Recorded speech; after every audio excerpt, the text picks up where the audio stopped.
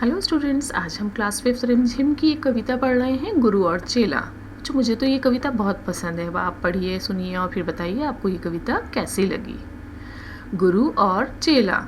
गुरु एक थे और था एक चेला, चले घूमने पास में था ना देला। चले चलते चलते मिली एक नगरी, चमाचम थी सड़कें चमाचम थी डगरी।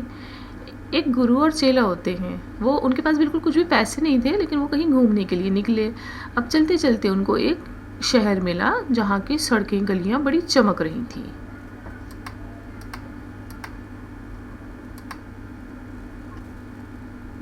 मिली एक ग्वालन धरे शीश गगरी, गुरु ने कहा तेज ग्वालन न भगरी।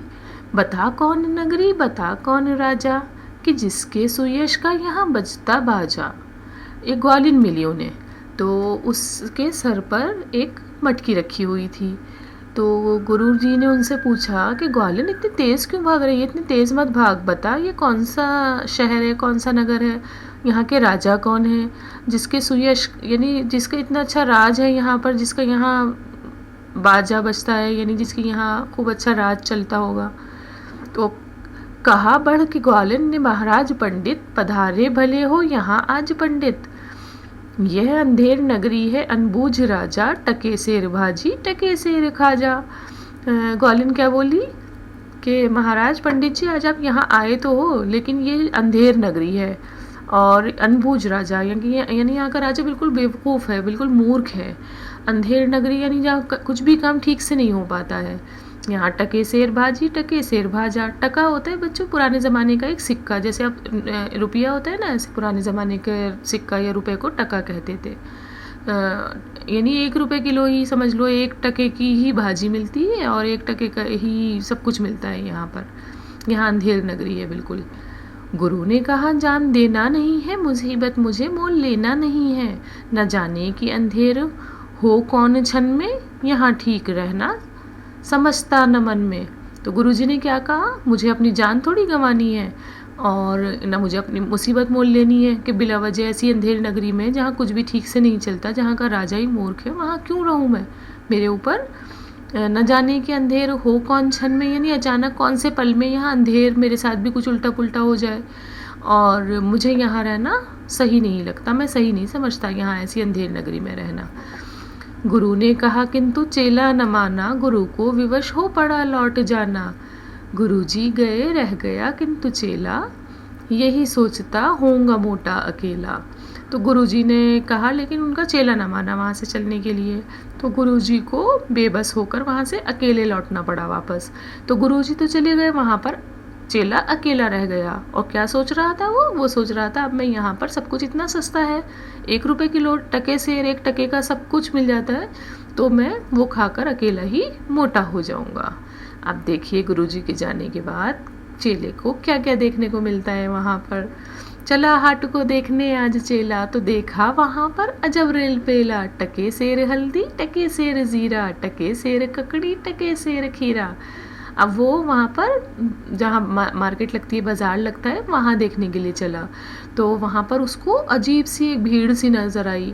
वहाँ पर हल्दी टके सेर थी, ज़ीरा टके सेर, यानी सभी कुछ टके में 1 किलो मिल रहा था। टके सेर ककड़ी टके सेर खीरा, सभी कुछ एक ही दामों में मिल रहा था। वहाँ पर बड़े हैरानी हुई चेले को।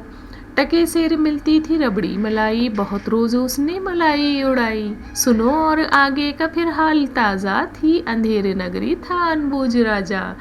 अब वहाँ पर रबड़ी और मलाई भी टके सेर मिल रही थी। बहुत रोज़ तक उसने इतनी सस्ती मलाई मिल रही थी, इसलिए वो रोज़ाना मलाई खाता रहा। और आगे का हाल सुनो क्या हुआ।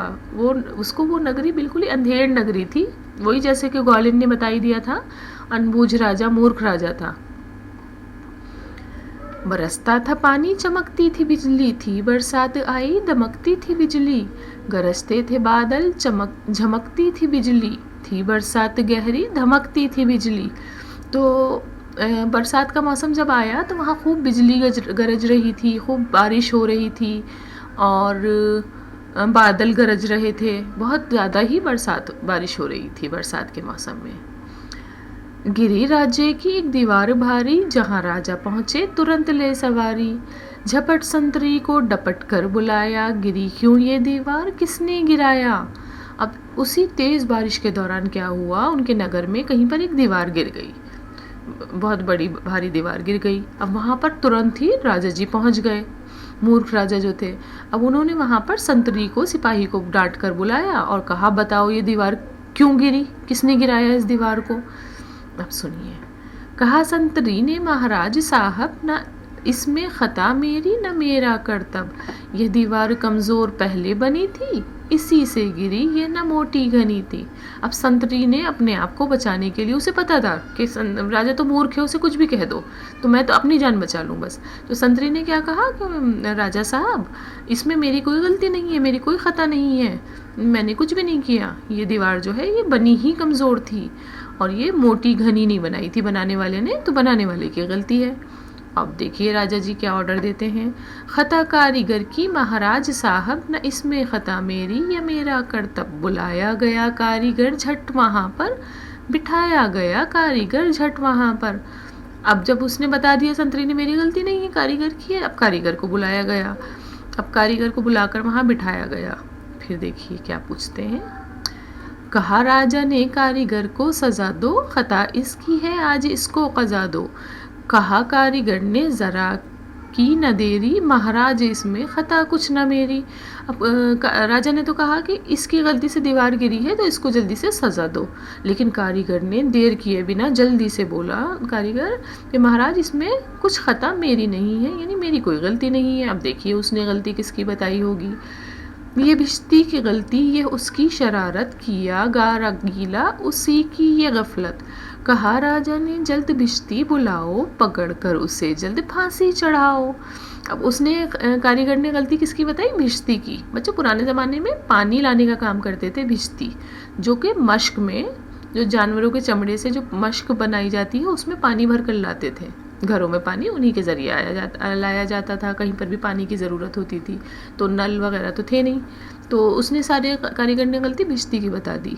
ये भिश्ती की गलती है, उसी की शरारत है, उसने जो है वो मसाले में, जब सीमेंट का मसाला बनता है उसमें पानी ज़्यादा डाल दिया था और उसी को फांसी पर चढ़ा दीजिए राजा जी।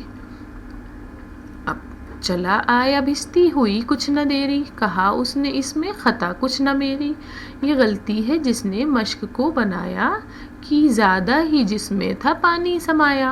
अब सभी लोग अपने ऊपर से टाल रहे थे इस बात को, कोई जिम्मेदारी लेने को तैयार नहीं था, सबको पता था राजा तो बेवकूफ़ है, इसे कुछ भी कह दो ये मान जाएगा। तो भिश्ती ने क्या कहा कि राजा साहब इसमें मेरी कोई गलती नहीं है, मेरी जो मश्क है वो तो मैंने मश्क बनाने वाले से ली थी, अब मश्क बनाने वाले की गलती है, उसने इतनी बड़ी मश्क क्यों बनाई जिसमें इतना ज़्यादा पानी आया। अब राजा जी को वो बात भी समझ आ गई। अब उन्होंने सुनो क्या कहा, मश्क वाला आया, हुई कुछ न देरी, कहा उसने इसमें खता कुछ न मेरी, ये मंत्री की गलती है मंत्री की गफलत, उन्हीं की शरारत उन्हीं की है ये हिकमत। मश्क वाले ने कहा मंत्री जी की गलती है इसमें, क्योंकि मंत्री जी ने ही मुझे जानवर का चमड़ा दिलवाया था और उन्हीं की वजह से ये सारी गलती हुई है, यानी वो मश्क बड़े साइज़ की बनी है। दोबारा भी वो यही कह रहा है, बड़े जानवर का था चमड़ा दिलाया, चुराया न चमड़ा मश्क को बनाया, बड़ी है मश्क खूब भरता है पानी, ये गलती न मेरी ये गलती बिरानी। अब वो फिर से अपने जवाब दे रहा है मश्क वाला कि मंत्री जो है उन्होंने मुझे बड़े साइज़ के जानवर का चमड़ा दिलवाया था, अब मैंने उसमें से ना तो चमड़ा ज़रा भी चोरी किया और ना ही बेकार किया, उस पूरे चमड़े का मैंने चमड़े की मश्क बना दी। अब इसमें मेरी क्या गलती है कि उसमें ज़्यादा पानी भरता है, मंत्री जी ने तो बड़ा जानवर का चमड़ा दिलवाया, तो अब सारी गलती मेरी नहीं उन्हीं की है। अब है मंत्री की गलती तो मंत्री को लाओ, हुआ हुक्म मंत्री को फांसी चढ़ाओ, चले मंत्री को लेके जल्लाद फौरन, चढ़ाने को फांसी उसी दम उसी क्षण। अब राजा ने ऑर्डर दिया कि जब मंत्री की गलती है तो जाओ मंत्री को लेकर आओ। अब जैसे ही हुक्म हुआ फौरन मंत्री को फांसी पर चढ़ाने के लिए लाया गया। जल्लाद फौरन चले गए, जल्लाद होते हैं फांसी पर चढ़ाने वाले, कि उसी वक्त फांसी पर चढ़ाना है। अब मंत्री जी को लाया गया तो देखिए क्या होता है, मगर मंत्री था इतना दुबला दिखता, न गर्दन में फांसी का फंदा था आता, कहा राजा ने जिसकी मोटी हो गर्दन, पकड़ कर उसे फांसी दो तुम इसी क्षण। अब जब मंत्री जी को लाया गया, वो इतने दुबले दिखते थे, उनकी गर्दन इतनी पतली थी कि उस फांसी के फंदे में उनकी गर्दन ही नहीं आ पाई, उनको फांसी देना नामुमकिन था उस फांसी के फंदे से। तो अब राजा ने कहा इनकी तो गर्दन पतली है, अब किसी ऐसे मोटी गर्दन वाले आदमी को लाओ जिससे कि इस फांसी के फंदे से जान ली जा सके। तो तुम किसी ऐसे मोटी गर्दन वाले आदमी को ढूंढ कर लाओ। चले संतरी ढूंढने मोटी गर्दन, मिला चेला खाता था हलवा दनादन। कहा संतरी ने चलें आप फौरन, महाराज ने भेजा न्योता इसी क्षण। तो बच्चों ऐसे भी क्या कोई बेवकूफ़ होता है कि अगर गर्दन पतली की वजह से किसी को फांसी पर नहीं चढ़ाया जा सकता तो मोटे आदमी को ढूंढ कर लाओ, मोटी गर्दन वाले को। लेकिन वो राजा था ही पहले से ही मूर्ख था बिल्कुल। तो अब संतरी उसका हुक्म मानना मजबूरी थी। संतरी जाकर मोटी गर्दन वाले आदमी को ढूंढने लगे। अब उन्हें वही चेला मिल गया जो दूध मलाई खा के पहले ही मोटा हो गया था और तब भी वो हलवा खा रहा था फटाफट। तो संतरी ने उनसे क्या कहा, ये नहीं कहा फांसी पर चढ़ाना है वरना वो आता नहीं, आनाकानी करता। तो उससे कहा चलो आपको महाराज ने बुलाया है फ़ौरन। अब देखिए चेला बहुत मन में खुश हो चला आज चेला, कहा आज न्योता छकूंगा अकेला। मगर आके पहुंचा तो देखा जमेला, वहाँ तो जुड़ा था जब एक मेला। अब वो मन ही मन में खुश होता हुआ चेला आया कि आज तो मेरी दावत है, राजा ने मुझे न्योता देकर बुलाया है, आज तो मैं अकेला ही दावत उड़ाऊंगा। लेकिन जब वो आया तो उसने वहाँ तो एक अजीब ही झमेला सा, भीड़ सी देखी और एक अजब मेला लगा हुआ था, सारे लोग कुछ तमाशा देख रहे थे। ऐसा उसको कुछ समझ आने लगा। आप देखिए यह मोटी है गर्दन, इसे तुम बढ़ाओ, कहा राजा ने इसको फांसी चढ़ाओ। कहा चेले ने कुछ खता तो बताओ, कहा राजा ने चुप न बकबक मचाओ। अब राजा ने उसको लाते ही बोला अपने संतरियों से, सिपाहियों से कि इसकी मोटी गर्दन है, इसको जल्दी से फांसी पर चढ़ाओ। अब चेले ने कहा मेरी कोई गलती, मेरी कोई खता तो बताओ, मुझे क्यों फांसी पर चढ़ा रहे हो। तो राजा ने उसको चुप किया और कहा बक बक मत करो, चुप हो जाओ बिल्कुल। मगर था न बुद्धू था चालाक चेला, मचाया बड़ा ही वहीं पर झमेला। कहा पहले गुरुजी की दर्शन कराओ, मुझे बाद में चाहे फांसी चढ़ाओ। अब वो बुद्धू नहीं था चेला, तो उसने एक शर्त रखी। उसने कहा, बड़ी उधम मचा दी और कहा पहले मेरे गुरुजी के दर्शन करा दो, मुझे गुरुजी से मिलवा दो एक बार, उसके बाद मुझे फांसी चढ़ा देना। अब गुरुजी बुलाए गए झट वहाँ पर कि रोता था चेला खड़ा था जहाँ पर। गुरुजी ने चेले को आकर बुलाया, तुरंत कान में मंत्र कुछ गुनगुनाया।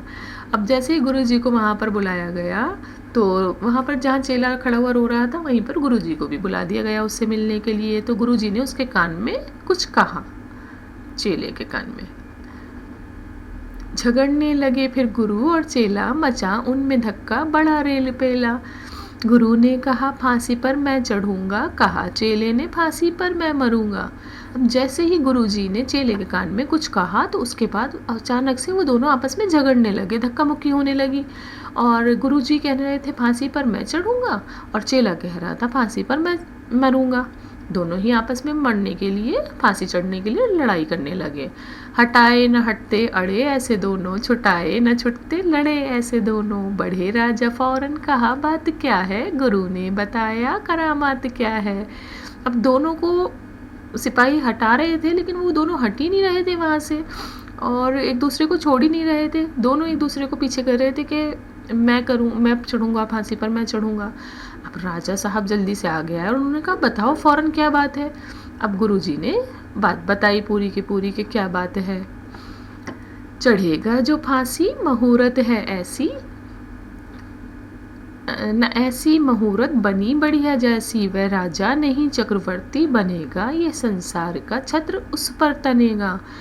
गुरुजी ने बताया कि आज के दिन का ऐसा मुहूर्त है कि आज के दिन जो भी फांसी पर चढ़ाया जाएगा इस मुहूर्त पर, वो सिर्फ राजा ही नहीं बल्कि चक्रवर्ती राजा सम्राट बनेगा, पूरी दुनिया पर उसका राज होगा और बहुत ही संसार का बड़ा, पूरे संसार पर राज होगा, पूरी दुनिया पर राज करेगा वो। कहा राजा ने बात सच गर यही, गुरु का कथन झूठ होता नहीं है। कहा राजा ने फांसी पर मैं चढ़ूंगा, इसी दम फांसी पर मैं ही टंगूंगा।